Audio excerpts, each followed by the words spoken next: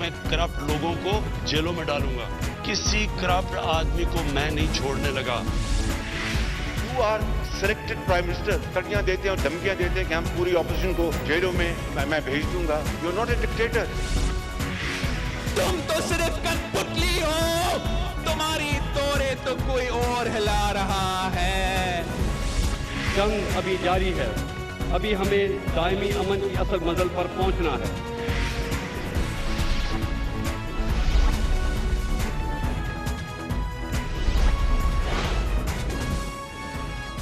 आप देख रहे हैं खबरों, तबसरों और तज्जियात पर मबनी पाकिस्तान का सबसे मोतबर न्यूज शो दुनिया, कामरान खान के साथ। अस्सलाम वालेकुम, मैं हूं कामरान खान। आज वफाकी काबीना ने पाकिस्तान में टैक्स दहिंदा और टैक्स आमदन में बढ़ाने का एक बहुत बड़ा मंसूबा मंजूर किया है। एक बड़े मंसूबे के तहत वफाकी काबीना पाकिस्तान के इस दरीना मसले को हल करने के लिए एक प्लान की आज मंजूरी दी है, जिसके ज़रिए FBR में इस्लाहात के साथ साथ पाकिस्तान में टैक्स फाइलर्स की, टैक्स देने वालों की तादाद को बढ़ाना होगा और इस के टैक्स बेस को बढ़ाना होगा। ये नहायत अफसोस बल्कि शर्मिंदगी की बात है कि हमारी 22 करोड़ की आबादी में इस वक्त 30 लाख से भी कम लोग टैक्स फाइलर्स हैं। उनमें सिर्फ 10 लाख वो हैं जो सिफर आमदन ज़ाहिर करते हैं, यानी कि इसमें से भी 1/3 ऐसे लोग हैं जो कोई आमदनी ज़ाहिर नहीं करते, वो सिर्फ टैक्स निज़ाम में रजिस्टर्ड हैं। मतलब यह है कि हमारी कौम टैक्स की अदायगी को संजीदगी से नहीं लेती। हमारी अशराफिया की कसीर तादाद भी टैक्स नहीं देना चाहती, लेकिन हुकूमती सहूलियात की अदम फराहमी पर शिकायत सब करते हैं। लाख कोशिशों के बावजूद टैक्स नेट में इजाफा नहीं हो रहा है। पाकिस्तान के टैक्स टू GDP रेशो में बतदरीज कमी आ रही है। बहुत तशवीश की बात है, पिछले साल ये 9.6% पर आ गया, जबकि 2018-19 में ये 10.1 था और इससे पहले 11.1 था। गोया के टैक्स टू GDP रेशो में तशवीशनाक हद तक कमी आ रही है, इजाफा नहीं हो रहा है। अब हुकूमत ने अपनी टैक्स आमदन में इजाफे का जो बड़ा मंसूबा बनाया है, उसके तहत दीगर इदारे मरबूत क्रैकडाउन करेंगे। खर्चों का टैक्स अदायगी से तवाज़ुन दरकार होगा। हर इंडिविजुअल का, कंपनीज़ का सिफर आमदन दिखाने वाले 10 लाख टैक्स फाइलर्स को अव्वलीन उनको निशाना किया जाएगा। FBR के टैक्स अदा करने और वसूल करने वाले शोबों को ऑटोमेशन पर लाया जाएगा। पिछले हफ्ते वज़ीर आज़म के मुशीर बराए इदारा जाती इस्लाहात डॉक्टर इशरत हुसैन ने प्रेस कॉन्फ्रेंस में FBR समेत पाकिस्तान की कौमी कॉरपोरेशन में इस्लाहात का एक बड़ा मंसूबा पेश किया। FBR के हवाले से उनका कहना था कि ये मईशत की रीढ़ की हड्डी है और फेडरल बोर्ड ऑफ रेवेन्यू काबिल टैक्स आमदन पूरे तौर पर वसूल करना शुरू कर दे तो पाकिस्तान को कर्ज लेने की ज़रूरत नहीं पड़ेगी। इसके लिए क्या करना चाहिए? हुकूमत ने आज ये मंसूबा मंजूर किया है। FBR में एक ट्रांसपेरेंट प्रोसेस लेके आना है जिसमें कि ह्यूमन इंटरेक्शन टैक्स पेयर और टैक्स कलेक्टर का नहीं होना चाहिए। तो ऑटोमेशन जो है वो एक नंबर 1 प्रायोरिटी है। हमने चीफ इंफॉर्मेशन ऑफिसर लंदन में एक पाकिस्तानी थे जो HSBC में काम कर रहे थे, उनको बुलाया है और वो इसको हेड कर रहे हैं। हमारे 2.7 मिलियन इनकम टैक्स के फाइलर्स हैं। 8 मिलियन उनमें से अपनी जीरो इनकम बताते हैं। जो इंटीग्रेशन ऑफ डेटा बेसिस हुई है, अब FBR के पास सारी इंफॉर्मेशन है कि आपने इनकम तो नील दिखाई है, लेकिन आपने गाड़ी नहीं खरीदी है, आपने 3 दफ़ा ट्रैवल किया है। उससे क्या होगा कि जो लोग इवेट कर रहे हैं टैक्सेस, वो अब इस टैक्स के निज़ाम में आ जाएंगे और इंशाल्लाह एक ऐसा वक्त आएगा कि हम टैक्स रेट्स को कम कर देंगे। देखिए 17% टैक्स रेट जो है सेल टैक्स के लिए, ये बहुत ज़्यादा है। हमारे जो एक्सपोर्टर्स के रिफंड्स थे ये फंसे। फास्टर का सिस्टम FBR में एस्टैब्लिश हुआ है जिसमें सारे क्लेम्स और सारे डॉक्यूमेंट्स जो हैं वो अपलोड हो जाते हैं, उसी में वो प्रोसेस होते हैं, अप्रूवल हो जाती है और जो अप्रूव हो जाते हैं उनके बैंक अकाउंट्स में डायरेक्टली पैसे जो हैं वो डिपॉजिट हो जाते हैं। 250 बिलियन रुपीस जो हैं FBR ने इस दफ़ा रिफंड किए हैं। अब इसी तरह हम इनकम टैक्स में करना जा रहे हैं कि ये ऑटोमेट हो जाए। यकीनन हुकूमत FBR में इस्लाहात के लिए बहुत संजीदा नज़र आती है, मगर कामयाबी तो उसी वक्त होगी और असल कामयाबी उस वक्त होगी जब इन रिफॉर्म्स के ज़रिए टैक्स देने वालों की बाकायदा तादाद बढ़ जाए, मईशत डॉक्यूमेंटेड हो जाए और दूसरे मुल्कों की तरह हमारे यहाँ भी टैक्स का निज़ाम साफ, शफाफ और बिल्कुल ट्रांसपेरेंट, सहल और ऑटोमेटेड हो जाए ताकि लोग रिश्वत के जाल से और इस जंजाल से आज़ाद हो जाएँ। वज़ीर-ए-आज़म के मामले ख़ुसूसी बराए महसूलात डॉक्टर वक़ार मसूद ख़ान, जिन्हें अभी वज़ीर-ए-आज़म की मईशी टीम में हाल ही में शामिल किया गया है, उन्होंने भी FBR को रिफॉर्म्स के हवाले से इस वक्त लीडरशिप उनके पास है और उस हवाले से जो मंसूबा हुकूमत ने तैयार किया है, हमारे एक हालिया प्रोग्राम में इस पर डॉक्टर वक़ार मसूद ख़ान ने रोशनी डाली।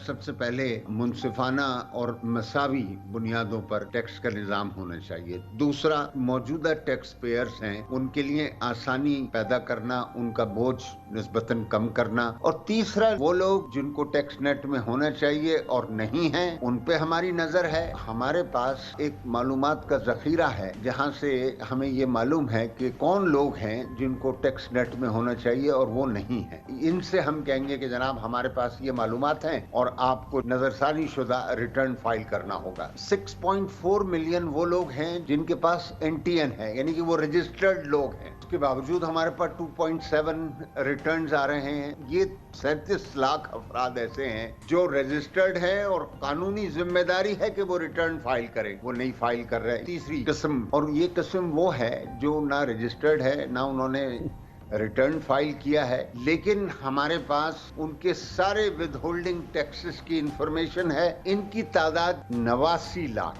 8.9 मिलियन थी। ये तमाम लोगों की निशानदेही FBR के अपने डेटाबेस के अंदर से है। FBR के अंदर सबसे बड़ी तब्दीली आई है वो टेक्नोलॉजी की है। इस मौजू पे बात करते हैं और एक बार फिर हमने दावत दी है पाकिस्तान में टैक्स और महसूलात अमूर के बहुत यकीनी मोतबर एक्सपर्ट हैं। तवील अरसे तक पाकिस्तान मुस्लिम लीग नून की हुकूमत में पाकिस्तान के रेवेन्यूज़ को हेड करते रहे हैं। साबिक वज़ीर महसूलात जनाब हारून अख्तर ख़ान हमारे साथ एक बार फिर मौजूद हैं। हारून अख्तर साहब, ये बताइएगा, ये बातें 3 साल से हम इस हुकूमत में, 2.5 साल से इस हुकूमत में सुन रहे हैं, उससे पहले आपकी हुकूमत में भी सुन रहे थे। बड़ी मोटी मोटी बातें सामने आई हैं कि हमें अच्छी तरह से पता है कि इस वक्त पाकिस्तान में जो टैक्स फाइलर्स हैं उसमें से इतने फ़ीसद लोग जो हैं, 1 मिलियन से ज़्यादा लोग ऐसे हैं कि वो ज़ीरो अपना इनकम शो कर रहे हैं। फिर हमारे टैक्स फाइलर्स की एक बड़ी तादाद का एक हिस्सा ऐसा है कि वो NTN तो उनके पास है लेकिन वो रिटर्न ही फाइल नहीं कर रहे हैं। वो कोई 37 लाख के करीब हैं और कोई 80 लाख के करीब हमारे पास डेटा है कि जो कि उनको यकीनन टैक्स नेट में होना चाहिए, वो ख़रीदारी करते हैं, वो खर्च करते हैं, वो कारोबार चला रहे हैं, लेकिन वो इसका हिस्सा नहीं है। बड़े मोटे मोटे हमारे पास ये आदाद शुमार मौजूद है। हमें बताया गया है कि नादरा और दूसरे इदारे अब इसमें जुड़ गए हैं। हुकूमत की दस्तरस में ये बात है। ये बात भी, गुफ्तगू भी हम पहली बार नहीं सुन रहे, आपके ज़माने में सुन रहे हैं। अगर ये सब कुछ अवेलेबल है तो फिर मसला क्या है हारून अख्तर साहब? फिर तो ये मसला हल हो जाना चाहिए 1-2 साल में, अगर पूरी रियासत मिलके इस काम पे लग जाए तो। कामरान खान साहब, बहुत शुक्रिया। मेरे बहुत ही मोतबर और बड़े रिस्पेक्ट हुसैन हैं और डॉक्टर वक़ार मसूद हैं।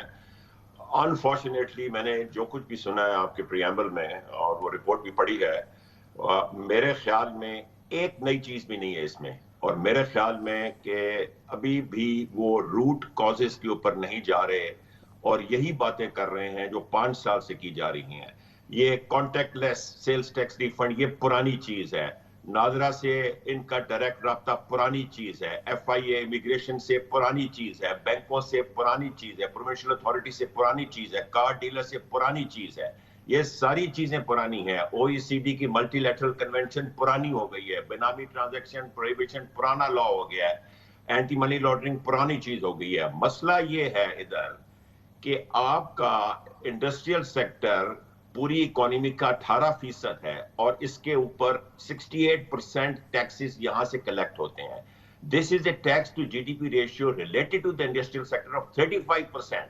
ये इससे ज्यादा नहीं बढ़ सकता, इसकी सकत नहीं है। Whereas 25% आपका एग्रीकल्चर सेक्टर है, इसका टैक्स टू GDP रेशियो 1% भी नहीं है।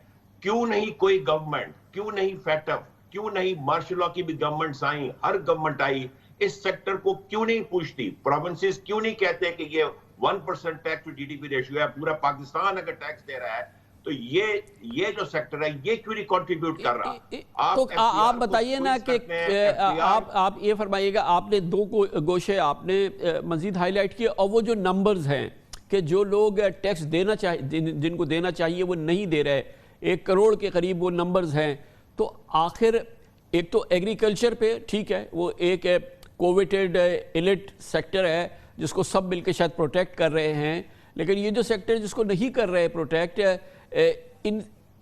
یہ کیوں نہیں گرفت میں آ رہے؟ بہت اچھا سوال ہے کامران خان صاحب. ان کے اوپر جب ایف بی آر پہ پریشر آتا ہے تو یہ ان سیکٹرز پہ جاتے ہیں جو ڈاکیومنٹڈ ہے، جو پکڑائی دیتے ہیں. اور جو مشکل کام ہے، جو لانگ ٹرم کام ہے، یہ وہ لوگ ہیں جس طرح کہ آپ فرما رہے ہیں کہ جن کے ٹیکس نمبرز ہیں وہ ٹیکس نہیں دیتے. یہ ایف بی آر کی نااہلی ہے، اور یہ نااہلی کا لاوا جو ہے وہ آلریڈی ٹیکس پیئنگ سیکٹرز کے اوپر دیا جا رہا ہے، اور ڈراکونین میجرز لے کے جو آلریڈی ایک ڈکلائننگ اکانومی ہے اس کو اور سکویز کیا جا رہا ہے. یہ غلط چیزیں ہیں جو میں نے سنی ہیں، اس سے کوئی فرق نہیں پڑے گا. I am telling you, I heard that 5 years ago. اور یہی ساری چیزیں ہیں کہ اب یہ ہو جائے گا، صاحب یہ جو بڑے nothing is going to happen. ہم نے اعداد و شمار بتائے، آپ نے سیکٹرز بتائے، ایگریکلچر کا آپ نے بتایا، آپ نے کہا کہ انڈسٹریل سیکٹر کو اب کتنا مزید اسکویز کریں گے.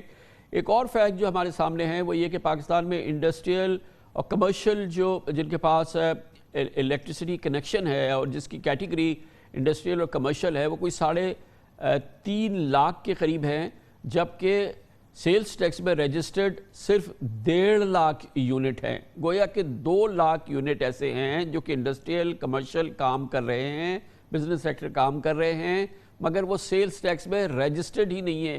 اتنے موٹے موٹے اعداد و شمار، پھر کیوں نہیں ایکشن ہوتا؟ بہت اچھا سوال ہے. اس پہ ایکشن شروع ہوا تھا. It is a slow and steady process because ان کی لابیز بڑی اسٹرانگ ہیں. یہ اکٹھے ہو جاتے ہیں، شور مچاتے ہیں، ٹیکس یہ دیتے ہیں، ود ہولڈنگ ٹیکس دیتے ہیں، ود ہولڈنگ سیلز ٹیکس دیتے ہیں، پر ان کو ڈاکیومنٹ کرنا یہ ایف بی آر کا کام ہے جی. اس کو سلو اینڈ اسٹڈی آپ لے کے چلیں، اس میں آپ کو پروگرس ہوگی. And it is a long term process, it's not an overnight process. میں بار بار یہ کہتا ہوں، دیکھیے آپ کا اس وقت پاکستان میں جو tax to G D P ratio کی سخت ہے نا پاکستان کی اکانومی میں، وہ 16% ہے. اگر آپ ایگریکلچر نکال لیں تو ہم جو 13% چھوڑ کے گئے تھے تو وہ 75% اکانومی کا 16% بن گیا تھا. آپ یو کی not kill the goose that lays the golden egg. And that doesn't mean کہ آپ ان کو چھوڑ دیں. ان میں بھی چور ہیں، I always say that. But آپ ایسا ڈیٹرنس نہ دیں کہ پورا جو سیکٹر اکانومی کا پہیا گھما رہا ہے اس کو سکویز کر کے اس کو برباد کر دیں. اس میں کیا مذائقہ ہے کہ جو لوگ ٹیکس فائلر رجسٹرڈ ہیں وہ 0 انکم دکھا رہے ہیں اور ان کو نوٹس دے دیا جائے، جو لوگ جن کے پاس این ٹی این نمبر ہے وہ اپنے ریٹرنز فائل نہیں کر رہے 20 لاکھ ان کو نوٹس دے دیا جائے، جن کی ڈاکیومنٹیشن اویلیبل ہے وہ این ٹی این بھی نہیں ہے ان کے پاس اور وہ بڑے متمول قسم کے لوگ ہیں، ان کو نوٹسز جاری کر دیا جائے، پھر فالو اپ کر لیا جائے. میں تو اس ڈیسک کے پیچھے بیٹھ کے یہ سوچنے پہ مجبور ہوں. آپ کے پاس جواب ہے اس کا؟ اگر ایسا نہیں ہو رہا تو کیوں نہیں ہو رہا؟ کامران خان صاحب، بہت ساری چیزیں ہوئیں. ایمنسٹی نمبر 1 آئی، ایمنسٹی نمبر 2 کی مینڈیٹری کنڈیشن تھی کہ آپ این ٹی این نمبر لیں گے. بات یہ ہے کہ جب 25% اکانومی ایگریکلچر کی انڈاکیومنٹڈ ہے، اس کی گارڈ میں بہت ساری آپ کی اکانومی پھنسی ہوئی ہے. میں آپ کو اپنے ایکسپیرینس سے بتاتا ہوں، جب بھی ان ایکسپلینڈ انکم پکڑی جاتی تھی ایف بی آر میں، اس میں وہ کہتے تھے جی ہمارے ایگریکلچر انکم ہے، وہ کہیں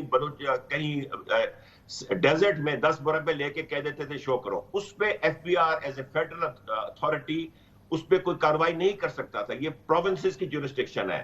لیجسلیٹو لسٹ میں ایگریکلچر انکم کو ٹیکس نہیں کر سکتے. میں 2010 سے اس پہ بات کر رہا ہوں، جب یہ 18ویں ترمیم آئی تھی کہ ایگریکلچر انکم ٹیکس کا مینڈیٹ آپ کو فیڈرل گورنمنٹ کو دے دینا چاہیے بیکاز پروونسز. گویا آپ یہ فرما رہے ہیں کہ پاکستان میں آپ یہ فرما رہے ہیں کہ پاکستان میں انڈاکیومنٹڈ اکانومی، پاکستان میں ان ٹیکسڈ جو ایسٹس ہیں اس کی سب سے بڑی چھتری ایگریکلچر انکم ہے، اور ایگریکلچر کو جو ہم نے ایک ہولی کاؤ سمجھا ہوا ہے یا جو اس کو ہم نے فارغ کر دیا ہے ٹیکس نیٹ ورک سے، پراپر ٹیکس نیٹ ورک سے، یہ پاکستان کی معیشت کا اور ٹیکس نظام کا سب سے بڑا ناسور ہے. انڈاؤٹیڈلی. اب آپ دیکھیے فیٹف کی وجہ سے ہم نے بہت پیش رفت کی ہے. ہم جیولرز کو لے آئے ہیں نیٹ کے اندر، ہم ریٹیل سیکٹر کو لانے کی کوشش کر رہے ہیں، ہم نے انڈر انویسٹنگ پہ اٹیک کر رہے ہیں, but no body is touching the agriculture sector. Prize bonds کو ہم رجسٹر کر رہے ہیں, 40,000 ڈینومینیشن کو ہم نے ختم کر دیا ہے. These are good steps. آپ جہاں بھی ایک ونڈو آف اپرچونٹی دیں گے ٹیکس ایویژن کی, وہ سارے کا سارا پیسہ ادھر چلا جائے گا. ریئل اسٹیٹ میں بڑی پروگرس ہوئی ہے, جب ڈی سی ریٹ کو ختم کر کے ایف بی آر ریٹس آئے ہیں, مارکیٹ کے قریب آ گئے ہیں, but no body is touching the agriculture sector. یہ ونڈو ہے, بہت بڑی ونڈو ہے, اس کے پیچھے میسو ٹیکس ایویژن ہو رہی ہے. تھینک یو سو مچ. بہت بہت شکریہ جناب ہارون اختر خان ہمارے ساتھ موجود تھے. آج امریکہ سے بہرحال بالآخر خبر آ گئی ہے, صدر ٹرمپ اب اپنی شکست تسلیم کرنے جا رہے ہیں. امریکہ میں انتقال اقتدار کے لیے جو ضرورت تھی, جو کہ ان کو تعاون کرنا تھا, اس کی بھی ابتدا کر دی ہے, اور اب صدر بائیڈن وائٹ ہاؤس کے قریب تر اور صدر ٹرمپ اپنا بوریا بستر باندھتے نظر آ رہے ہیں. اس کی بات کرتے ہیں چھوٹے سے وقت کے بعد.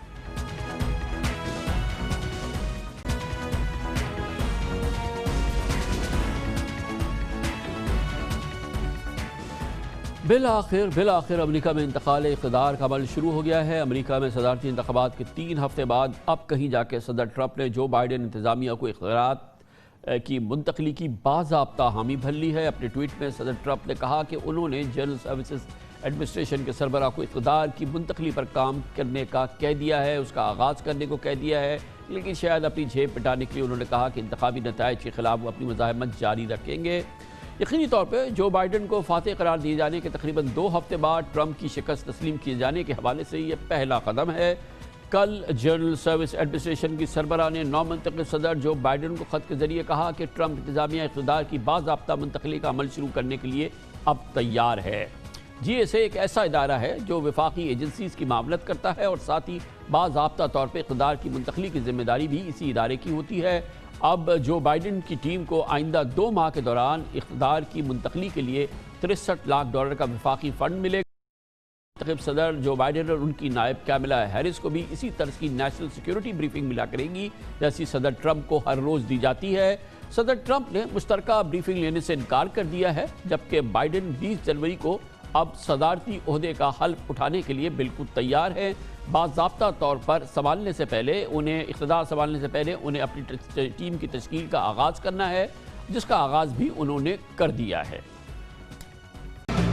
آپ نے دیکھا کہ جو بائیڈن کی کابینہ کے کلیدی اراکین کا باقاعدہ انتخاب بھی ہو گیا ہے اور اس کا اعلان بھی ہو چکا ہے. اب انتقال اقتدار امریکہ میں بالآخر ٹرمپ اپنا وائٹ ہاؤس میں بوریا بستر باندھنے کی پوزیشن میں آ رہے ہیں اور جو بائیڈن وائٹ ہاؤس کے قریب سے قریب تر ہو رہے ہیں, اور بالآخر 21 جنوری کو امریکہ میں نیا صدر آ جائے گا, نئی انتظامیہ آ جائے گی اور دنیا پہ اس کے بڑے اثرات ہوں گے. اس نئی ڈیولپمنٹ میں بات کرنے کے لیے ایک بار پھر ہم واشنگٹن جائیں گے, جہاں پر ہمارے ساتھ موجود ہیں ممتاز سینئر صحافی فیض رحمان. بہت بہت شکریہ فیض رحمان صاحب. اب کوئی قباحت نہیں ہے, گویا کہ اب ٹرمپ نے بھی ماننا شروع کر دیا ہے کہ اب انہیں جانا ہے اور اس کے لیے باقاعدہ انہوں نے اندیا دے دیا ہے, اور اب انتقال اقتدار کا عمل آج سے شروع ہو گیا ہے. گویا کہ اب بس یہ اب سے لے کے 20 جنوری تک کا فاصلہ ہے. ٹرمپ نے بھی سمجھ لیا ہے کہ اب انہیں جانا ہے.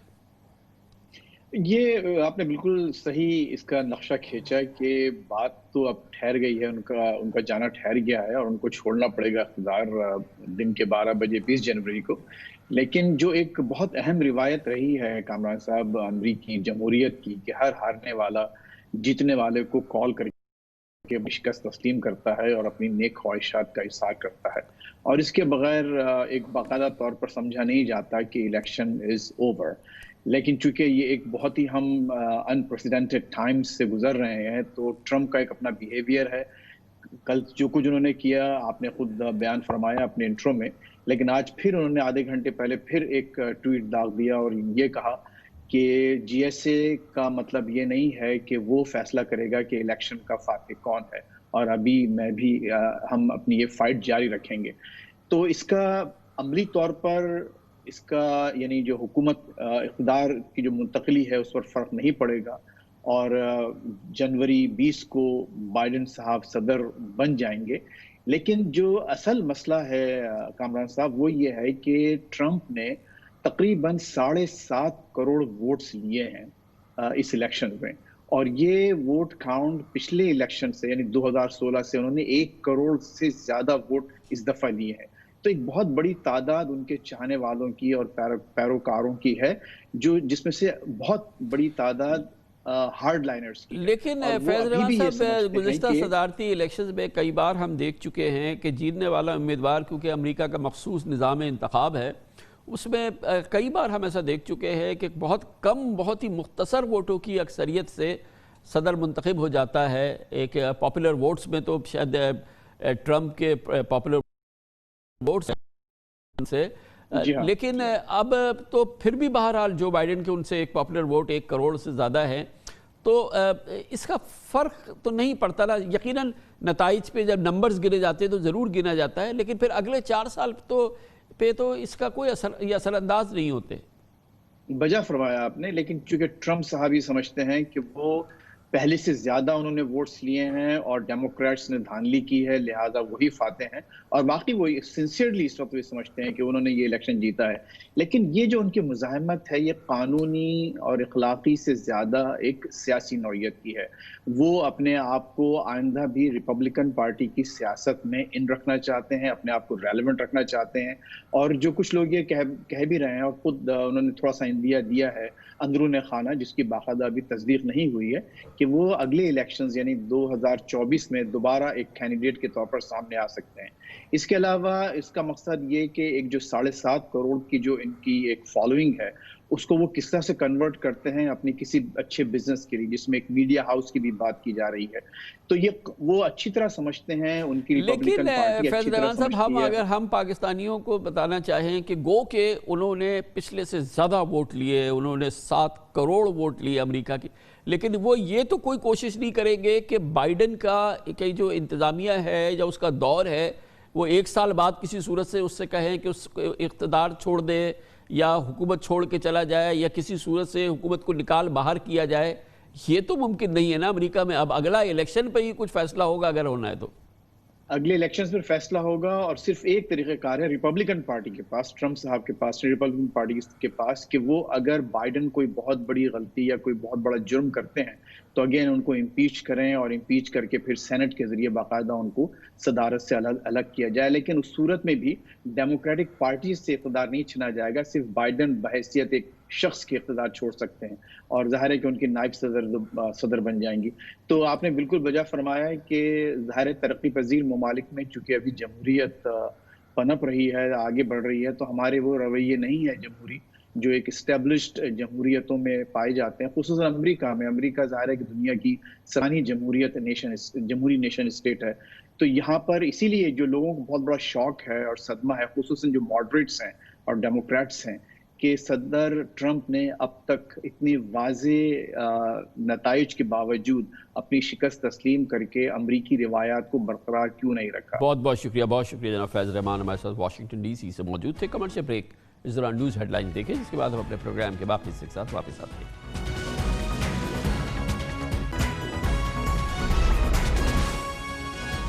آپ دیکھ رہے ہیں خبروں، تبصروں اور تجزیات پر مبنی پاکستان کا سب سے معتبر نیوز شو دنیا، کامران خان کے ساتھ۔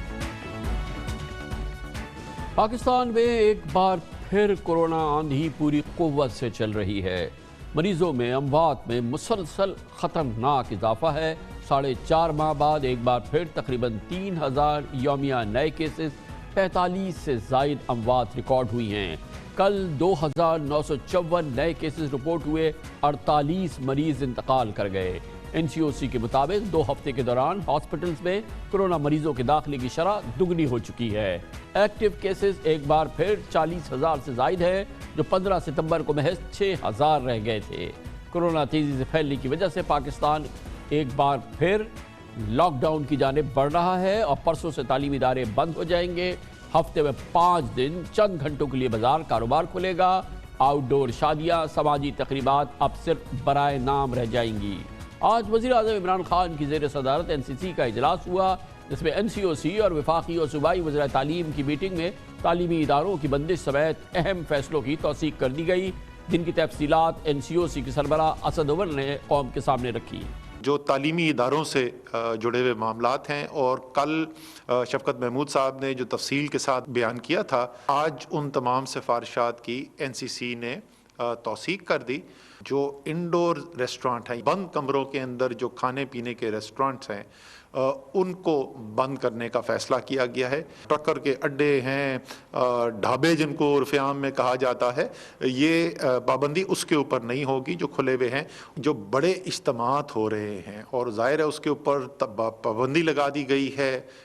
NCOC ने ये पहले फैसला किया था, उसके बाद NCC ने इस फैसले की तौसीक की। हमने NCOC से स्पीकर साहब को ख़त लिखा था, दरख्वास्त की थी कि पार्लियामान की जो कमेटी है कोरोना के लिए उसका इजलास बुलाया जाए, जो कल उन्होंने इजलास रखा है। उम्मीद है कि तमाम सियासी पार्टीज जो हैं उनकी लीडरशिप वहाँ पर आएगी। उम्मीद है उसके अंदर कोई अच्छे फैसले किए जाएंगे। अब दारुल-हुकूमत इस्लामाबाद समेत मुल्क के चारों सूबों गिलगित बल्तिस्तान और आज़ाद कश्मीर में 31 जनवरी तक जुज़वी लॉकडाउन रहेगा। पंजाब और सिंध की हुकूमत ने इसके बाकायदा नोटिफिकेशन भी जारी कर दिए हैं। आज से हफ्ते में 5 दिन दुकानें, बाजार, मार्केट्स और शॉपिंग मॉल्स शाम 6 बजे तक खोलने की इजाज़त होगी। जुम्मे और इतवार मुकम्मल कारोबारी बंदिश होगी। रेस्टोरेंट्स 5 रोज रात 10 बजे तक सिर्फ आउटडोर खाना खिलाने के पाबंद होंगे। लोगों को खाना खरीद कर ले जाने या घरों पर मंगवाने की इजाज़त होगी। परसों से तमाम सरकारी व निजी स्कूल्स, कॉलेजेस, यूनिवर्सिटीज़ और तमाम तालीमी इदारे 24 दिसंबर तक कोरोना की वजह से और 25 दिसंबर से 10 जनवरी तक मौसम सरमा की तातीलात के लिए बंद रहेंगे। शादी ब्याह की इंडोर तकरीबात पर मुकम्मल पाबंदी होगी। शादी की आउटडोर तकरीब में ज़्यादा से ज़्यादा 300 अफराद को शिरकत की इजाज़त होगी, जो रात 9 बजे तक जारी रह सकती है, जबकि तकरीब में बुफे सर्विस के बजाय खाना डब्बों में देना होगा। तमाम अवामी मकामात में मास्क न पहनने पर जुर्माना किया जाएगा। इंडोर जिम्स, खेलों की इंडोर सहूलियात, सिनेमा और थिएटर के अलावा मज़ारात और दरगाहें बंद कर दी जाएंगी। तमाम सरकारी या निजी दफातर में आधे अमले के घरों से काम करने की पॉलिसी पर अमल किया जाएगा, जबकि लॉकडाउन से मुस्तस्ना कारोबार को सख्ती से शराइत पर अमल करना होगा। पाकिस्तान की कोरोना वायरस के खिलाफ कामयाब पॉलिसीज़ पे वर्ल्ड इकनॉमिक फोरम ने कल एक पाकिस्तान स्ट्रैटेजी डे के तौर पे मनाने का फ़ैसला किया है। यकीनन पाकिस्तान ने कोरोना की पहली वेव से बहुत कामयाबी से नबरदाज़मा हुआ था। इसी को रोशनास करने के लिए, इसको हाईलाइट करने के लिए सदर वर्ल्ड इकनॉमिक फोरम कल वज़ीर-ए-आज़म इमरान खान का एक लाइव टीवी इंटरव्यू करेंगे और पाकिस्तान की कोरोना हिकमत अमली दुनिया के सामने लाई जाएगी। तमाम आलमी पज़ीराई एक जानिब पाकिस्तान इस वक्त अपनी माशी बका की जंग लड़ रहा है। हुकूमत की पॉलिसीज़ की वजह से मईशत ने संभाला लिया है, मगर इस वक्त भी मईशत और बाजार बंदिश के मुतहम्मिल नहीं हो सकते। होल सेल रिटेल सेक्टर में एक बार फिर सरासमगी छा गई है। ताजिर, सनअतकार, रेस्टोरेंट्स, मालिकान, चेंबर ऑफ कॉमर्स के अरकान का कहना है निकालना चाहिए जिससे से कम माशी नुकसान हो, लाखों नौकरियां भी महफूज रहे और लॉकडाउन पर भी अमल दरामद होता रहे। ताजिर बरादरी कोरोना के खिलाफ हिफाजती इक़दामात के तहत हर हुकूमती फैसले की हिमायत करती है, लेकिन मार्केटें 6 बजे बंद करने का फैसला कतई नामुनासिब है। कारोबारी मराकज़ को 8 बजे तक काम करने का मौका दिया जाए। माजी में भी देखा गया कि 6 बजे की बंदिश पर जिस तरह इंतज़ामिया और पुलिस में मौजूद काली भेड़ों ने ताजिरों के खिलाफ क्रैकडाउन किया और बेजा बेसबब जिस तरह जुर्माने किए गए, रिश्वतें बिटोरी गईं, अगर ये सिलसिला अब भी देखने में आया तो इसे बर्दाश्त नहीं किया जाएगा। फिर कराची की मार्केटों में बदअमनी की सारी जिम्मेदारी हुकूमत पर आयद होगी। पूरे सिंध भर में 6 बजे मार्केट बंद कर दी जाएंगी। इंडोर डाइनिंग को ख़त्म कर दिया गया है। ये इंतहाई गलत फैसला है। हम इसकी एपरा के प्लेटफॉर्म से मुज़ाहमत करते हैं, इसको रिजेक्ट करते हैं, इसको कंडेम करते हैं, इसको फैसले को दरख्वास्त करते हैं, अपील करते हैं कि फ़ौरन वापस ले लेना चाहिए। अब यकीन माने जो पाकिस्तान की दूसरी बड़ी इंडस्ट्री है ये सड़क पर आ जाएगी। मार्केटें नहीं अफोर्ड हो सकती 6 बजे बंद होना। SOPs की सख्ती होना ज़रूरी है। हम सिस्टम को फॉलो नहीं करवा पा रहे हैं। अगर हम सिस्टम फॉलो करने में नाकाम हो रहे हैं तो रेस्टोरेंट बंद करना उसका हल नहीं है, मार्केटें बंद करना उसका हल नहीं है। बहुत अहम पेशरफ्त है। जिस वक्त हमने ये ताजरों का रद्दअमल रिकॉर्ड किया उस वक्त तक की कैफियत सामने नहीं आई। अब जबकि मैं प्रोग्राम आपके सामने कर रहा हूँ, एक बहुत ही संगीन सूरत हाल है। वो ये कि कराची में तो तमाम शॉपिंग सेंटर्स, दुकानें, शॉपिंग मॉल्स, हत्ता के शॉपिंग मॉल्स, इन सब को सिंध हुकूमत के आहीनी हाथों ने बंद कर दिया है। कारोबार को 6 बजे बंद करवा दिया है, रेस्टोरेंट्स को बंद करवा दिया है। ये सूरत हाल कराची के साथ यकीनन हुई है, लेकिन بہت ہی دلچسپ بات ہے اور بہت ہی افسوسناک بات ہے اور یقیناً بہت ہی تشویشناک بات ہے کہ پاکستان کے تمام بڑے شہروں میں ایسا نہیں کیا گیا ہے۔ لاہور، راولپنڈی، فیصل آباد، پشاور سے جو اسلام آباد، راولپنڈی، ان سب جگہوں سے جو ہمیں خبریں مل رہی ہیں وہاں کاروبار جاری ہے۔ کراچی کے بازاروں میں شاپنگ سینٹرز، دکانیں، ریسٹورانٹس کو سندھ حکومت نے بند کرا دیا ہے، جبکہ پورے پاکستان کے بڑے شہروں میں ایسا نہیں کیا گیا ہے۔ وہاں 10 بجے کا ٹائم رکھا گیا ہے، 10 بجے تک تمام کاروبار جاری رہے گا۔ ابھی آپ نے کراچی کے تاجروں کی آواز سنی، کراچی کے کاروبار کی آواز سنی، وہ کہتے ہیں کہ خدا را ہمیں 8 بجے تک تو کھولنے کا اجازت دو، لیکن کراچی میں 6 بجے تمام کاروبار کو بند کر دیا گیا ہے۔ گویا کہ مغرب کے بعد کرونا نکلتا ہے، وہ لوگوں کو ڈس لیتا ہے، جبکہ پورے پاکستان میں کرونا نہیں نکل رہا ہے۔ یہ بہت امپورٹنٹ بات ہے کیونکہ کراچی وہ شہر ہے جو پاکستان پیپلز پارٹی کو ووٹ نہیں دیتا۔ 12-13 سال سے کراچی کی جو صورتحال ہے، اس پس منظر میں آپ کو حکومت سندھ کے اس ایکشن کو دیکھنا ہوگا۔ ایک بار پھر کراچی کا کاروباری گلا گھونٹا جا رہا ہے اور جس کی صورتحال آپ کو نظر آ رہی ہے اور اس کے اثرات بھی نظر آئیں گے۔ اور اس وقت جس وقت کہ آپ یہ پروگرام دیکھ رہے ہیں، یقیناً کراچی کے بازار کو تو بند ہوئے ہوئے تقریباً 4-4.5 گھنٹے ہو چکے ہیں، جبکہ پنجاب کے تمام بڑے شہروں میں بازار کھلے ہوئے ہیں، کے پی کے بڑے شہروں میں بازار کھلے ہوئے ہیں، پشاور، اسلام آباد میں تمام بازار کھلے ہوئے ہیں، حتیٰ کہ ریسٹورانٹس بھی کھلے ہوئے ہیں۔ لیکن یہ کراچی کے ساتھ یہ ایک بار پھر وہ سلوک ہو رہا ہے جو کہ اس سے پہلے ہوا تھا، اور یہ وہ حکومت ہے جو کہ پبلک میٹنگز کراتی ہے، جس نے کراچی میں اتنے بڑے جلسے کرائے ہیں۔ پاکستان پیپلز پارٹی پورے پاکستان میں جلسے کرا رہی ہے، لیکن کراچی میں کورونا کا گلا گھونٹنے کے لیے کراچی کے کاروبار کے گلے کو گھونٹا جا رہا ہے، جبکہ کورونا کو فروغ دینے کے لیے جلسوں پر کسی قسم کی کوئی پابندی نہیں قبول کی جا رہی ہے۔ یہ بہت ہی مشکل صورتحال ہے۔ آنکھوں دیکھا حال میں آپ کو دکھانا چاہتا ہوں، کراچی کی کیا صورتحال ہے، پشاور کی کیا صورتحال ہے، پنڈی کی کیا صورتحال ہے اور لاہور کی کیا صورتحال ہے۔ کراچی میں ہمارے ساتھ طارق روڈ پہ موجود ہے ہمارے بیورو چیف اسلم خان، لاہور میں لبرٹی میں موجود ہے ہمارے سینئر کورسپونڈنٹ حسن رضا، سمین جان پشاور کے قصہ خانی بازار میں ہیں، قبر المنور آپارا اسلام آباد میں ہمارے ساتھ موجود ہیں۔ بہت بہت شکریہ آپ لوگوں کا۔ سب سے پہلے اسلم خان صاحب آپ بتائیے گا، آپ کہاں موجود ہیں اور کس حد تک عمل ہو رہا ہے پابندی کا؟ 6 بجے کاروبار بند ہوا اور مجموعی تاثر کیا ہے یہاں پہ دکانداروں کا اور لوگوں کا؟ کامران خان صاحب، طارق روڈ پر ہم موجود ہیں، ڈولمن مال اور اس کے اطراف کا علاقہ ہے، اور اگر ہم بات کریں کہ 6 بجے دکانیں مکمل طور پر بند نہیں ہو سکی تھی، 6:30 اور 7 بجے یہ کہا جا سکتا ہے کہ دکانیں مکمل طور پر بند ہو گئی۔ اسی طرح اگر ہم بات کریں کہ حیدری کی، لیاقت آباد کی، کریم آباد کی، جامع قلعت اور شہر کی جو تمام مارکیٹ ہے، کاروباری مراکز ہو، تجارتی مراکز ہو، وہ تقریباً 6:30 اور 7 بجے مکمل طور پر بند ہو گئے تھے، چاہے وہ تاجر ہوں، دکاندار ہوں یا عام شہری۔ جب ان سے ہم نے بات کی تو ان کا کہنا یہ تھا کہ 6 بجے تک دکانیں بند نہ کی جائیں، 8 بجے تک کا وقت دیا جائے، بھلے سے دکانیں جو صبح 6 بجے کھولنے کی بات کی جا رہی ہے وہ 10 بجے کھول لی جائیں اور رات 8 بجے تک دکانوں کو کاروبار کرنے کا وقت دیا جائے، کیونکہ پہلے بھی کورونا کی وجہ سے کاروباری سرگرمیاں بری طرح متاثر ہوتی، اور اب اگر 6 بجے کاروبار بند ہوگا تو اس سے کاروباری سرگرمی متاثر ہو سکتی ہے۔ ایک عام شہری کا اور دکانداروں کی بھی بات تھی، لیکن جو آپ نے بات کی کہ جو بد احتیاطی ہے وہ بڑا دیکھنے میں آ رہی ہے کہ ایک حکم نامہ جاری کیا گیا محکمہ داخلہ کی جانب سے کہ جو عوامی مقامات پر ہے وہاں ماسک کی پابندی لازمی ہوگی، لیکن لوگ ماسک نہیں پہن رہے۔ یہ ایک بڑی بد احتیاطی، یا لوگ اب بھی اس مقدمے میں ہیں کہ لوگ کورونا وبائی مرض ہے بھی یا نہیں، تو جو ایک پورے شہر سے۔ اور خان صاحب یہ بھی دیکھنے میں ہے کہ انتظامیہ آج متحرک ہے۔ اگر ہم ضلع وسطی ہی کی بات کریں تو 373 دکانوں کو SOP کی خلاف ورزی پر سیل کیا گیا ہے۔ طارق روڈ پر مختلف دکانوں پر جرمانے کیے گئے جہاں SOP کی خلاف ورزی ہو رہی تھی۔ اسی طرح جو شہر کے دیگر اضلاع ہیں وہاں سے بھی یہ اطلاعات آ رہی ہیں کہ جہاں SOP کی خلاف ورزی ہو رہی تھی وہاں انتظامیہ متحرک رہی، پولیس کی مدد حاصل نہیں۔ اس وقت تو بازار کمپلیٹلی بند ہو گئے نا، ابھی تو اس وقت تو بالکل سناٹا ہو گیا، ورنہ کراچی میں یہ طارق روڈ تو 11 بجے تک رات تک یہاں پہ ایک رونق سی رہتی تھی۔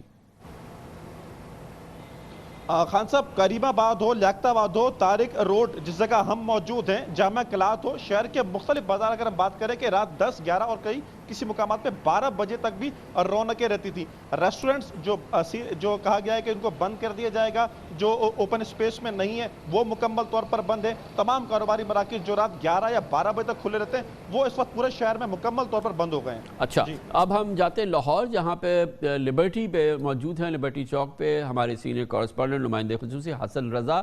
حسن بتائیے گا کہ اس وقت لبرٹی کا کیا حال ہے، گلبرگ کا، پھر پوری MM عالم روڈ، یہ بڑی رونق کی جگہ ہے، وہاں ابھی کیا ماحول ہے اس وقت؟ 6 بجے دکانیں بند ہوئیں؟ دیکھیے کامران صاحب، یہاں کے جو نوٹیفیکیشن جاری ہوا ہے 29 اکتوبر 2020 کو، وہ جاری ہوا تھا کہ رات کو 10 بجے تک تمام کمرشل ایکٹیویٹیز کی جا سکتی ہیں، اس کے بعد پابندی عائد کی گئی ہے، اور جہاں پر لاک ڈاؤن کیا گیا ہے مختصر علاقوں میں، 12 علاقے جاتے ہیں پورے لاہور میں، وہاں پر 7 بجے تک جو ہے تمام کمرشل ایکٹیویٹیز بند کرنے کے احکامات جاری کیے گئے ہیں۔ بڑی مارکیٹیں ہیں، شالم مارکیٹ ہو، اچھرا بازار ہو، ٹاؤن شپ بازار ہو، یکی گیٹ ہو، کسی بھی جگہ اگر آپ دیکھ لیں وہاں پر یہی صورتحال دکھائی دے رہی ہے، اور یہاں پر یہ دیکھنے میں آ رہا ہے کہ کسی جگہ کیا کہہ رہے ہیں کہ لاہور میں، پنجاب میں فیصلہ یہ ہے کہ مارکیٹس 10 بجے تک کھلی رہیں گی، کاروبار شاپس 10 بجے تک کھلے رہیں گے؟ جی بالکل، ابھی تک جو نوٹیفیکیشن ہے اس کے مطابق رات 10 بجے تک تمام کمرشل ایکٹیویٹیز جو ہوتی رہیں گی، چاہے وہ شادی ہالز ہیں، مارکیز ہیں، وہ کھلی رہیں گی، اور تمام تر جتنے کھانے پینے کی بھی جگہ ہیں وہ بھی کھلی رہیں گی، 10 بجے کے بعد بند کر دی جاتی ہیں۔ اور ابھی تک کوئی پنجاب حکومت کی جانب سے مزید کوئی بڑا نوٹیفیکیشن جاری نہیں کیا گیا۔ ابھی کچھ دیر قبل میں نے جو محکمہ پرائمری ہیلتھ ڈپارٹمنٹ اور ہوم ڈپارٹمنٹ پنجاب حکومت کے ذمہ داران سے بات کی، تو ان کا یہ کہنا ہے کہ ابھی تک 10 بجے تک ہی تمام کمرشل ایکٹیویٹیز مارکیٹیں کھلی رہیں گی، اور جبکہ ان کو یہ بھی معلوم ہے کہ تمام بڑی مارکیٹوں میں SOPs کو فالو نہیں کیا جا رہا، ماسک استعمال نہیں کیے جاتے، سینیٹائزر استعمال نہیں کیا جاتا۔ پہلی جب لہر آئی تھی تو بہت زیادہ کہیں کنفیوز دکھائی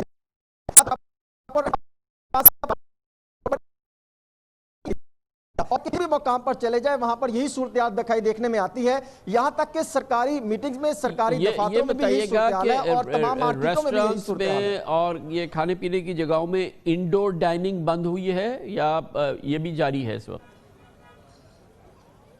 دیکھیں کامران صاحب، بعض جگہوں پہ جس طرح لکشمی ہے، MM عالم روڈ پہ بہت سارے ہوٹلز ہیں، بیٹھنے کی جگہ ہے، اسی طرح باقی گلبرگ میں ہے اور دیگر مقامات پر، وہاں پہ تو کئی جگہ ہیں جہاں پر تو جو ہے انڈور آؤٹ ڈور تمام چیزیں جو ہیں وہ اس کے مطابق چل رہی ہیں، اور جو بڑے بڑے برانڈ ہیں جس طرح بہت سارے ہوٹلز آ جاتے ہیں وہاں پر کسی حد تک سختی ہوئی ہے اور بند کی گئی ہیں، جبکہ شادی ہاؤس کے اندر جو ہیں وہ شادیاں اور جو کھانے پینے کے معاملات ہیں وہ بند کر دیے گئے ہیں، وہ مارکیز یعنی کھلی جگہوں پر کر دیے گئے ہیں، اور بعض جگہ تو ایسی بھی ہیں جس طرح مالا ٹاؤن کے کچھ علاقہ جاتے ہیں، اسی طرح رائیون کے کچھ علاقہ جاتے ہیں، شالامار کے علاقہ جاتے ہیں، وہاں پر تو انڈور بھی یہ سرگرمیاں تاحال جاری ہیں اور وہاں پر کی جاتی ہیں، لیکن ایکشن اس حد تک نہیں دیکھنے میں آ رہا جس طرح ماضی میں، یعنی پہلی جب لہر آئی تھی آج سے 5 ماہ قبل یا 4 ماہ قبل، اس ٹائم جو ایکشن ہوتا تھا، اب وہ صورتحال نہیں دیکھنے میں آ رہی۔ اب عوام نکلتی ہے، کھانے بھی کھاتے ہیں اور تقریبات بھی کی جا رہی ہیں، مارکیٹوں بھی کھلی ہیں، وہاں پر بھی رش دیکھنے میں آتا ہے، کہیں پر SOPs کو فالو نہیں کیا جا رہا، اور حکومت کا یہ کوشش ہے کہ ہم اس پر یہ دیکھتے ہیں کہ پشاور میں کیا ہو رہا ہے۔ پشاور کے قصہ خانی بازار میں سمین جان موجود ہیں۔ سمین بتائیے گا کیا وہاں ابھی دکانیں کھلی ہیں؟ وہاں بند کرنے کا اوقات کیا رہیں گے؟ KP کی حکومت کیا کروا رہی ہے؟ اور کیونکہ ملک میں اب ایک لاک ڈاؤن کی سی کیفیت ہے۔ خان صاحب، جیسے کہ کرونا کا دوسرا لہر شروع ہوا ہے، یہاں پہ مسلسل جو ہے نا، یہاں پہ جو SOPs کی خلاف ورزی ہو رہی ہے، وہاں اس کے خلاف ضلعی انتظام متحرک ہو گئی ہے، اور 10 بجے دکانوں کے لیے جو ٹائم مقرر کی ہے تجارتی مراکز کے لیے 10 بجے سے قبل ہی دکانیں جو ہے نا یہاں پہ بند ہونا شروع ہو جاتی ہے۔ تقریباً قصہ خانی بازار میں تو ابھی دکانیں جو ہے نا زیادہ تر دکانیں بند ہو گئی، اسی طرح خیبر بازار جو ہے نا وہ بھی 10 بجے کے بعد بند ہو جاتا ہے، اشنغری میں بھی اسی طرح دکانیں، مگر جو صدر کا بازار ہے وہ وہاں پہ رونقیں جو ہے نا وہ 12 بجے تک رہتی ہے، مگر ان کے لیے بھی یہی حکم صادر ہوا ہے کہ بھائی 10 بجے کے بعد جو ہے نا دکانیں بند کر دی جائیں گی۔ یونیورسٹی ٹاؤن پہ بھی اسی طرح کا 12 بجے تک رونقیں جو ہے نا وہ تو ابھی اس قسم کا کوئی حکم نہیں ہوا تھا کہ آج سے اور اب سے 6 بجے دکانیں بند کر دی جائیں، کاروبار بند کر دیا؟ 6 بجے کا تو کوئی حکم KP حکومت نے نہیں کیا ہے۔ KP حکومت نے کوئی 6 بجے کا حکم جو ہے نا وہ صادر نہیں کیا، کوئی اعلامیہ جاری نہیں کیا تھا۔ البتہ انہوں نے یہ اعلامیہ کہ صبح 9 بجے سے لے کر رات کے 10 بجے وہ ہوٹلز ہیں، میرج ہال ہے اور ریسٹورنٹس ہیں اور جتنے بھی یہاں پہ بازار تجارتی مراکز شاپنگ مالز ہیں ان کے لیے یہ اعلامیہ جاری کیا ہے 10 بجے کے بعد جو ہے نا وہ دکانیں جو اپنی تجارتی مراکز ہیں وہ بند کریں گے۔ بہت شکریہ۔ اب دیکھتے ہیں کہ وفاقی دارالحکومت اسلام آباد میں کیا ہو رہا ہے۔ آپ پارا میں موجود ہیں، ہمارے سینئر کورسپونڈنٹ قمر المنور۔ بہت بہت شکریہ قمر، بتائیے گا آپارا میں کیا صورتحال ہے؟ آپارا، بلو ایریا، سپر مارکیٹس، یہ ساری جگہوں پہ दुकानें किस वक्त बंद होने का हुक्म है? क्या इस वक्त दुकानें खुली हुई हैं वहाँ पे? जी कामरान साहब, बिल्कुल यहाँ पर 10 बजे का वक्त जो है वो दिया गया था कि 10 बजे तक दुकानें जो हैं वो जितनी भी कमर्शियल एक्टिविटीज़ हैं वो 10 बजे तक जारी रखी जा सकती है। इसी वजह से तमाम मार्केट, जिसमें आपारा मार्केट, तमाम मराकज़ जो हैं वो भी खुले हुए हैं। इसके अलावा जितनी भी बड़ी सुपर मार्केट, जना सुपर मार्केट, इसके अलावा कराची कंपनी, ये खुला हुआ है और यहाँ पर गहमा गहमी भी देखने में आ रही है। ख़ास तौर पर मैं बताता चलूँ कि नई अमल पैरा यहाँ के लोग भी ना कोई SOPs को मान रहे हैं। मास्क अगर रेशो निकाली जाए तो 10 में से किसी एक बंदे ने जो है वो यहाँ पर मास्क पहना हुआ है। उसके अलावा जो SOPs दुकानदारों ने वहाँ पर लागू किए हुए हैं सिर्फ उसी पर अमल दरामद किया जाता है। अपने तई लोग यहाँ पर भी उन चीज़ों पर अमल दरामद नहीं कर रहे। आज इस्लामाबाद में सबसे ज़्यादा 6 अफराद की जो है वो कोरोना के बायस हलाकत हुई, जिसके बारे में एक कहा जा रहा था कि अभी तक इस्लामाबाद में जब से ये दूसरी लहर आई है उसमें सबसे ज़्यादा आज के दिन जो है लोग वो कोरोना की वजह से जाबाक हुए हैं। कि इंडोर जो डाइनिंग की फैसिलिटीज़ बंद की गई हैं, रेस्टोरेंट्स इंडोर सर्व नहीं कर सकते, उस पर किस हद तक अमल हो रहा है इस्लामाबाद में? जी अभी तक तो कोई अमल दरामद नहीं किया जा रहा। तमाम इंडोर रेस्टोरेंट्स जो हैं वो अभी तक चल रहे हैं। जितने अपारा मार्केट में भी जिस जगह पे अभी हम मौजूद है यहाँ पर भी जितने रेस्टोरेंट्स हैं वो चल रहे हैं। इंतज़ामिया ने शाम के बाद लायामल तैयार करना था और उसके बाद एक नोटिफिकेशन जो था वो ताजर तंजीमों तक पहुंचाना था, लेकिन अभी तक उनको वो मौसूल नहीं हुआ। इंतज़ामिया जो है वो मुतहरक होती है, हफ्ते में किसी एक दिन जो है वो अमल दरामद किया जाता है। मास्क पर जुर्माने किए जाते हैं, दुकानदारों को जुर्माने किए जाते हैं, SOP पर अमल दरामद ना करने वालों को जो जुर्माने किए जाते हैं। लेकिन ओवरऑल ये बाकी 7 दिन 5 दिन जो है वो कोई सूरत हाल हम नहीं देखते कि वहाँ पर कोरोना की सूरत हाल पर अमल दरामद करवा पा रही हो इंतज़ामिया। तो मतलब ये है कि कोई इतनी सख्त कोशिश नहीं कर रही इंतज़ामिया के एक तो कारोबार को इजाज़त दी है 10 बजे तक चलता रहे, फिर रेस्टोरेंट्स वगैरह में भी जो लोग अंदर बैठ के भी खा रहे हैं तो उनके ख़िलाफ़ भी इतनी सख्ती नहीं है। गोया कि एक नीम दिली है इंतज़ामिया में इस्लामाबाद में कोई सख्त लॉकडाउन को इन्फोर्स करने के हवाले से। जी बिल्कुल, अगर ये कहा जाए तो सिर्फ कोई एक दिन होता है जिस दिन इंतज़ामिया छापे भी मारती है इंडोर। जिस तरह आज ये कहा गया था कि इंडोर रेस्टोरेंट पर छापे मारे गए थे, लेकिन इंतज़ामिया की जानिब से हमने देखा कि कोई छापे सामने नहीं आए। बहुत बहुत शुक्रिया। कमर मुनव्वर इस्लामाबाद से हमारे साथ मौजूद थे। एक बहुत ही दिलचस्प सूरत हाल है।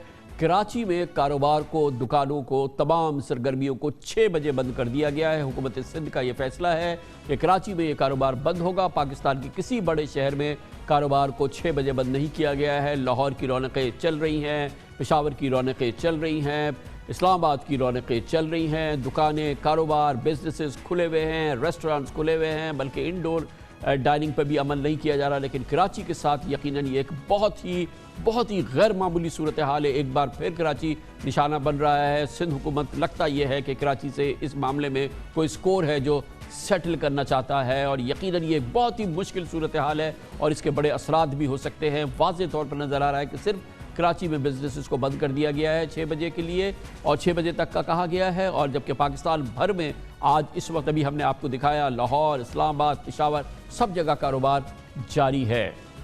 खबर से ब्रेक, उसके बाद जिक्र करेंगे कोविड की दूसरी लहर। यकीनन पाकिस्तान पहली लहर के मुकाबले में कहीं ज़्यादा इस वक्त इक्विप्ड है। टेस्ट के मामलात हो, ट्रीटमेंट दुनिया ने अब सामने आ चुका है। मुख्तलिफ अंदाज से इससे नंबर आज़मा कैसे होना है, ये तमाम चीज़ें सामने आ चुकी है। टेस्टिंग के भी रैपिड तरीके सामने आ रहे हैं। चंद मिनटों के अंदर इसका टेस्ट का रिजल्ट भी आ सकता है। इस पूरी सूरत हाल में बात करते हैं छोटे से वक्फे के बाद। वक्त से कबल हमने जो पाकिस्तान में कोरोना की सूरत हाल आपके सामने पेश की, वाज़ेह तौर पे लगता है और अफसोस के साथ कहना पड़ता है कि एक बार फिर हम उसी अप्रैल मई वगैरह में जब कोरोना पूरी शिद्दत से पाकिस्तान में बढ़ रहा था, बिल्कुल वही अंदाज़ है, वही कैफियत है जो कि इस वक्त अब पाकिस्तान में और इसकी अतराफ़ में देख रहे हैं। पाकिस्तानी भी उसी अंदाज से बेहस और इस पूरे मामले में किसी किस्म की एहतियात बरतने के लिए तैयार नज़र नहीं आते। इस दफ़ा की सूरत हाल एक ये भी है कि अवामी इज्तिमात हो रहे हैं, जलसे हो रहे हैं। अपोजिशन अपने जलसे जुलूस पर मुसर है और कहती है कि वो इसे बरकरार रखेगी। दूसरी जानिब साइंस की तरक्की हुई है। पिछले 9 महीनों के दौरान हमने देखा है कि अब दुनिया भर में कोरोना की ट्रीटमेंट के हवाले से मुख्तलिफ इलाज सामने आ रहे हैं, वैक्सीन सामने आ रही है। डॉक्टर्स और जो मेडिकल इंडस्ट्री है, जो सेहत का निज़ाम है वो इसके लिए बेहतर तौर पर तैयार है, और इसी दौरान मुख्तलिफ ऐसे डेवलपमेंट्स और ऐसी ईजादात या नई चीज़ें सामने आ रही हैं जो कि यकीनन कोरोना से निपटने के लिए सहल साबित हो सकती हैं। पाकिस्तान में जो सूरत हाल है उसमें एक और बड़ी अहम डेवलपमेंट ये हुई है कि अब आर्टिफिशियल इंटेलिजेंस टेक्नोलॉजी के ज़रिए कोवरेट नामी डिवाइस और एक सॉफ्टवेयर तैयार किया गया है जो फेफड़ों के एक्सरे के ज़रिए 1 मिनट में कोरोना वायरस की तस्दीक कर देगा। अहम बात यह है कि ड्रैप ने इस मेडिकल डिवाइस को रजिस्टर करके इसकी तैयारी की भी मंजूरी दे दी है। ख्याल रहे कि अब तक कोरोना के 2 टेस्ट किए जाते हैं, एक PCR होता है जिसमें नाक और गले से नमूना लिया जाता है, जबकि दूसरा एंटीबॉडीज़ टेस्ट है जिसमें खून का नमूना हासिल करके वायरस की जांच की जाती है। मगर अब एक्सरे की मदद से हाथ के हाथ कोरोना टेस्ट हो सकेगा। National electronics complex of Pakistan और मुल्की साइंसदानों की तैयार करदा कोविड नामी मेडिकल डिवाइस CT स्कैन और एक्सरे की रीडिंग करेगी और इसके जरिए 1 मिनट से भी कम वक्त में फेफड़ों में कोरोना वायरस के इन्फेक्शन की तशखीस करेगी। पाकिस्तान और अमेरिका के तिब्बी तहकीक इदारे साइंस डिप्लोमेसी पाकिस्तान के मुताबिक कोवरेट का जदीद सॉफ्टवेयर 1 मिनट से भी कम वक्त में 90% दुरुस्ती के साथ नताइज देता है। कोवरेट की वेबसाइट के मुताबिक इस सॉफ्टवेयर के अंदर 35,000 से ज्यादा मरीजों के एक्सरे फीड किए गए हैं जिनमें माहिर और तजुर्बेकार रेडियोलॉजिस्ट ने कोरोना की तशखीस की थी। जब कोई शख्स टेस्ट करवाता है तो ये सॉफ्टवेयर उसकी छाती के एक्सरे और फेफड़ों की सेहत का मवाजना अपने डेटाबेस में मौजूद एक्सरे से करता है और इसकी बुनियाद पर फैसला करता है कि ये शख्स कोरोना से मुतासिर है या नहीं। टेस्टिंग के इस तरीके में नताइज फौरी हासिल होंगे, इसलिए बड़े पैमाने पर कोरोना टेस्ट किए जा सकेंगे। इस टेक्नोलॉजी का सबसे अहम इस्तेमाल एयरपोर्ट्स पर हो सकता है जहां लोगों के एक्सरे की मदद से फौरी कोरोना टेस्ट कर लिया जाएगा। कोविड मुस्बत आता है तो मुसाफिर को फौरी तौर पर करंटीना में भेजा जा सकता है। इसके मुकाबले में कोरोना के मुरव्वजा टेस्ट के नताइज 24 घंटों में आते हैं। मार्च अप्रैल में पाकिस्तान की कोरोना सूरत हाल, अब नवंबर दिसंबर में कोरोना की तशवीशनाक सूरत हाल, किस तरह से अब हम किस अंदाज से कोरोना की इस दूसरी लहर से निपटे, इन तमाम मामलात पर बात करने के लिए एक बार फिर मैंने दावत दी है। हमारे साथ मौजूद हैं जनाब डॉक्टर ज़फ़र मिर्ज़ा, वज़ीर-ए-आज़म के साबिक मुशीर, मामले ख़ुसूसी बराए हेल्थ, और पाकिस्तान ने जिस अंदाज से कोरोना पर काबू पाया था और जिस अंदाज से पाकिस्तान ने कोरोना की जंग लड़ी थी, डॉक्टर साहब का उसमें बड़ा एक इम्पॉर्टेंट किरदार भी था। बहुत बहुत शुक्रिया डॉक्टर साहब। ये फरमाइएगा कि ये कोरोना की दूसरी वेव आ गई है और उसी अंदाज से, बल्कि शायद उससे भी ज़्यादा फरोशसली ये आगे बढ़ रही है, फैलती नज़र आ रही है, जो कि हम मार्च अप्रैल मई वगैरह में देख रहे थे। अब आप ये फरमाइएगा कि 9 महीने में क्या फ़र्क पड़ा है, अब पाकिस्तान कितना इक्विप्ड है इस वेव से नबर्द आज़मा होने के लिए और इसको कंटेन करने के लिए अब क्या करना चाहिए, जो कि पहले हमारे पास ना मालूमात थी, ना हमारे पास ट्रीटमेंट के मेथड्स थे, ना हमारे पास डायग्नोस्टिक फैसिलिटीज़ थी। कैसे अब हम इसको उस लेवल तक ना जाए, उस अंदाज से ना फैले जैसे पहले हुआ था, क्या करना चाहिए? शुक्रिया कामरान साहब। देखें जी, मैं ये समझता हूँ कि सबसे पहले जो फ़र्क है फर्स्ट और सेकंड वेव में, वो ये है कि अब हमारे पास एडवांटेज मौजूद है पहली वेव के तजर्बे का। पहली दफ़ा जब हम कर रहे थे तो ये पहली दफ़ा ये आउटब्रेक को हम डील कर रहे थे, तो एक तजर्बा है कौमी सतह पे, मेडिकल कम्युनिटी का, लोगों का, गवर्नमेंट का, पॉलिसी मेकर्स का। तो मैं ये समझता हूँ कि जिसे कहते हैं ना बेनिफिट ऑफ द हाइंडसाइट, वो इस वक्त मौजूद था। लेकिन साथ ही साथ मुझे ये भी कहना पड़ता है कि मैं नहीं समझता कि हमने उससे भरपूर फ़ायदा उठाया। ये बात मैं इसलिए कह रहा हूँ कामरान कि मेरा ये ख्याल है कि जिस तरह आज असद उमर ने भी अपनी प्रेस कॉन्फ्रेंस में भी कहा कि NCOC जो है वो तो पिछले तकरीबन अक्टूबर के शुरू से इस बात का इंदिया दे रही थी और रेड फ्लैग रेज कर रही थी कि पाकिस्तान में सेकंड वेव शुरू हो चुकी है और ये पहली वेव से ज़्यादा सख्त हो सकती है और हमें इस सिलसिले में कार्रवाई करनी चाहिए। लेकिन डिले हुआ है और ये डिले जो है, इसकी जो भी वजूहात हैं, लेकिन बहरहाल डिले हुआ है। اب جو میئرز کیے گئے ہیں میں یہ سمجھتا ہوں کہ مناسب رخ ہے ان سارے ڈیسیژنز کا، لیکن اگر یہ تھوڑا سا ارلی کر لیے جاتے تو شاید اس وقت جو ہمیں ڈاکٹر صاحب یہ فرمائیے گا کہ جب ہم مارچ اپریل میں آپ سے بات کرتے تھے تو ہم ایک بلائنڈ ایلے میں تھے، ہمارے پاس تو ٹیسٹ بھی پراپر ہمیں نہیں پتہ تھا کہ کون سا افیکٹو ہے، اویلیبلٹی کے پرابلمز تھے، پھر وہ پی سی آر، پھر اینٹی باڈیز وغیرہ، پھر شروع ہوا یہ سارا کام۔ اب تو یہ ساری چیزیں بڑی سیٹل ہو گئی ہیں، اور نیا ابھی ہم نے جیسے آپ کے علم میں ہے یہ کووریڈ جو چیز سامنے آئی ہے کہ لنگز ایکس رے کے ذریعے آپ فوری طور پہ ڈیٹیکٹ کر سکتے ہیں اگر کووڈ ہے، تو یہ تو ڈائگنوسٹک بھی ہماری بڑی بہتر صورتحال ہے۔ پھر اینٹی باڈیز ٹریٹمنٹ آ رہے ہیں، دوسرے ٹریٹمنٹ جو ہیں وہ اویلیبل ہیں، ڈاکٹرز کے ٹیسٹ اینڈ ٹرائیڈ میتھڈز بھی سامنے آ گئے ہیں، تو اب ہم فوری طور پہ ان کو ڈپلوائے کر سکتے ہیں نا، اور ٹیسٹنگ کو بڑھا سکتے ہیں، اور پھر کنٹین کرنے کے جو اقدامات ہیں وہ پہلے کے مقابلے میں تو بہت زیادہ ایکوپڈ ہے نا۔ تھیوریٹیکلی تو آپ بالکل ٹھیک کہہ رہے ہیں کامران، لیکن دیکھیں جب میں یہ سمجھتا ہوں کہ پچھلے 4-5 ماہ میں جو ہمیں کام کرنے چاہیے تھے after dealing with the first wave وہ ہم نے نہیں کیے۔ مثلاً پاکستان میں جب میں نے چھوڑا تھا تو اس وقت بھی پاکستان میں 1 لاکھ سے زیادہ PCR ٹیسٹ روزانہ کرنے کی صلاحیت موجود تھی، لیکن ہمارے ٹیسٹ جو ہیں وہی 30-35 ہزار کی ایوریج کے ساتھ اب بھی ہو رہے ہیں۔ دوسرے یہ کہ تمام دوسرے ملکوں نے ریپڈ اینٹیجن ٹیسٹ ٹیکنالوجی اپنا لی، جس میں کہ 15-20 منٹ کے اندر ٹیسٹ ہو کے رزلٹ مل جاتا ہے، اور اس کی وجہ سے آپ بڑے جلدی سے لوگوں کو آئسولیٹ کر سکتے ہیں۔ وہ بھی پاکستان نے امپلوائے نہیں کیا۔ ایران، انڈیا، بہت سارے دوسرے ملک جو ہیں ریپڈ ٹیسٹ ٹیکنالوجی اپنائے ہوئے ہیں۔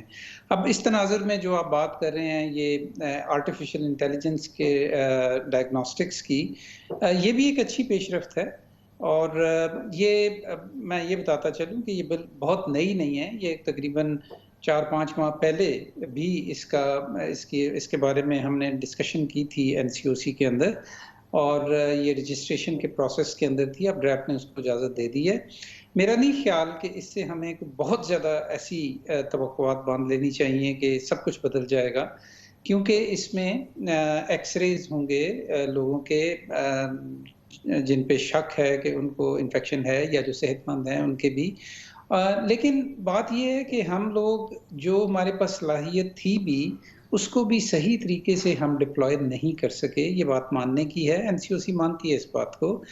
تو لہٰذا ہمیں میرا خیال ہے کہ اپنی گورننس کو، اپنی مینجمنٹ کو، اپنی کوآرڈینیشن کو درست کرنے کی ضرورت ہے۔ اور اس دفعہ جو ایک نیا فیکٹر ہے جس کو آپ نے بھی ذکر کیا شروع میں، وہ یہ ہے کہ سیاسی ایشو بن گیا ہے، اپوزیشن جلسے کر رہی ہے، کسی کو احساس نہیں ہے لوگوں کی صحت کا، جان کا۔ میں یہ سمجھتا ہوں کہ والنٹریلی ہر چیز کو اس وقت پوسٹ پون کر دینا چاہیے، اور جس طرح آج اسد عمر اور فیصل سلطان کہہ رہے تھے کہ 2-3 ہفتے میں ہم اس صورتحال سے آگے جا سکتے ہیں کہ جو جون میں ہمارے پاس پیک پہ تھی، اور یہ بالکل بات درست ہے، اسٹیٹسٹکس بالکل اس طرف ہمیں لے جا رہے ہیں، لیکن اس دفعہ لیکسٹی ہے، اس دفعہ کچھ ہم نے اس طریقے سے احتیاط نہیں برتی، وقت پہ اقدامات نہیں کیے، اور مجھے ایسے لگ رہا ہے کہ یہ سیکنڈ ویو جو ہم دوسرے ملکوں میں کہتے ہیں کہ پہلی ویو سے زیادہ سخت تھی، خدا نہ خواستہ پاکستان میں بھی یہی صورتحال ہوتی ہوئی نظر آ رہی ہے۔ Thank you so much. Doctor Zafar Mirza ہمارے ساتھ موجود ہیں، لیکن ایک اور بہت بڑا جو اس وقت دنیا بدل چکی ہے کووڈ کے لیے، کرونا کے حوالے سے، وہ ہے ویکسینز کی آمد۔ ویکسین اب ہوا میں نہیں ہے بلکہ اب دروازے پہ کھڑی ہیں، تمام دنیا کے دروازے پہ کھڑی ہے، ریگولیٹری اپروولز ہو رہی ہے، اور اب یہ سب کچھ جو ہے اگلے 3-4 ہفتوں میں ہم دیکھیں گے کہ ویکسینز کی بھرمار ہوگی۔ کم از کم 3 بڑی ویکسین سامنے آ رہی ہیں، چین کی ویکسین بھی بہت زیادہ دور نہیں ہے، اور یقیناً یہ ایک بہت بڑا ایک بریک تھرو ہوگا اس پورے معاملے کا، اور یہ دیکھتے ہیں کہ کتنا مؤثر ہوگا۔ ویکسین پہ بات کرتے ہیں چھوٹے سے وقفے کے بعد۔ پچھلی لہر اور کرونا کی موجودہ لہر کے دوران پاکستان اور دنیا بھر میں جو سب سے بڑا فرق ہے یقیناً ٹریٹمنٹ کے لحاظ سے، میڈیکل جو اس میں ترقی ہوئی ہے، جو معلومات ہوئی ہے اس مرض کے وائرس کے حوالے سے، وہ تمام چیزیں بہت زیادہ बेहतर सूरत हाल में है। ट्रीटमेंट के हवाले से नए तरीक़े कार, उनका इम्तहान भी हुआ है और वो कामयाब भी साबित हुए हैं, मगर सब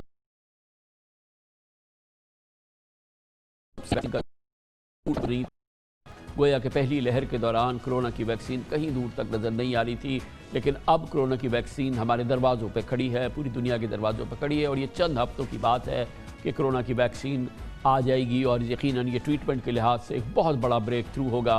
अल्लाह ताला का ये फजलो करम ही है कि कोरोना वैक्सीन का आसरा है अल्लाह ताला के बाद, और ये आसरा करीब है। पूरी दुनिया की नज़रें इस वक्त इसी पे लगी हुई हैं।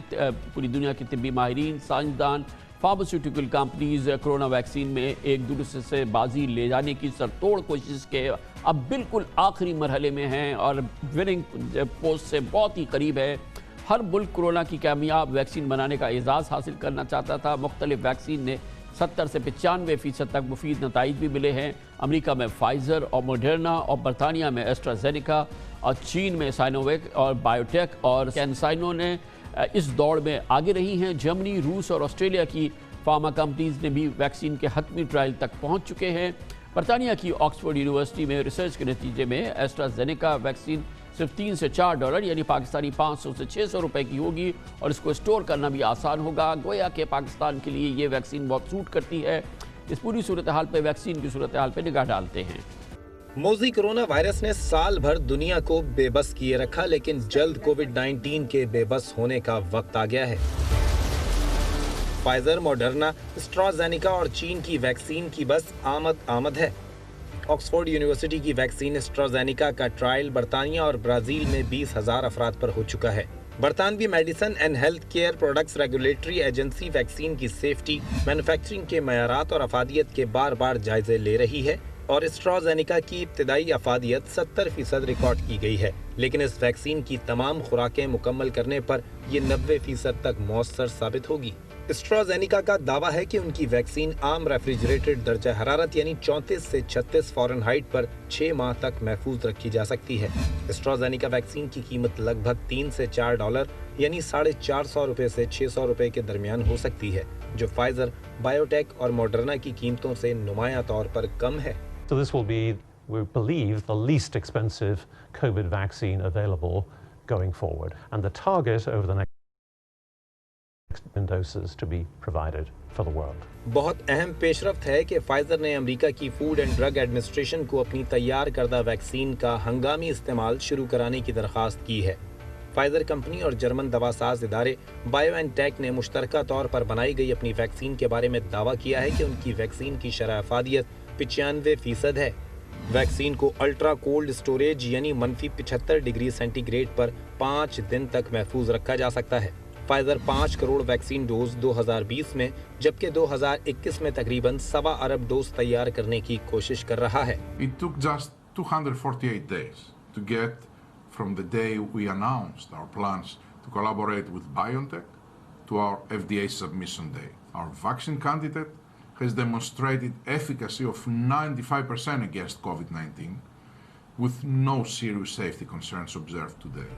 मॉडर्ना ने भी अपनी तैयार करदा कोरोना वैक्सीन की डाटा सेफ्टी मॉनिटरिंग बोर्ड की मदद से कामयाबी का ऐलान किया है, जिसकी इब्तिदाई तौर पर बगैर किसी मुज़र असरात के 94.5% शरह अफादियत बताई जाती है। इस वैक्सीन को आम रेफ्रिजरेटेड मयार के मुताबिक 2 से 8 डिग्री सेंटीग्रेड के दर्जे हरारत पर 1 माह तक स्टोर करना पड़ेगा।